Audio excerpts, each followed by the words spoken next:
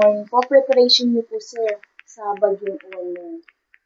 Yes, ma'am. Good morning po. So, ang preparation, meron na pong directives na galing sa aming national headquarters na ang PCG po ngayon is naka red alert status or full alert status po, standby po sa ating parating na bagyo. So far po, ang aming mga preparations, meron na po yung mga coordinating meetings with different LGUs para po sa mga possible na pag-conduct na force evacuations po sa mga area na binabaha po na dito sa Kamsur. Sir, ano po sir yung particular na area na tututukan niyo po at pupukusan? Yes po, ang isa po dito is yung sa Naga po kasi alam naman po natin last year na isa po sila sa devastated na city na apektado dito sa Camarines Sur.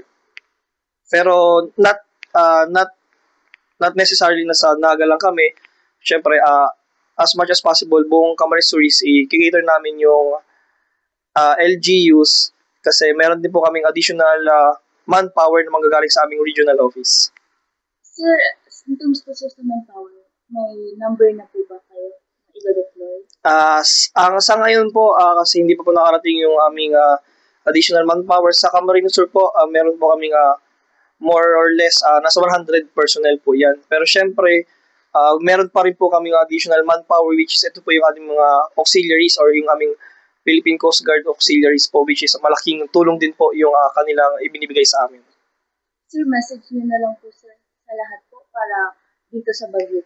So, yun nga po, ipapalala po namin na once po na ang ating mga concerned LGUs is nagpatupad ng forced evacuation, makipag-coordinate po ang lahat kasi kailangan po natin matuto sa last year na nangyari. So, and then ipapalala lang din po namin sa mga isda na siguro po mamayang hapon or gabi na wala na po papalaot kasi unexpected po yung panahon natin sa dagat.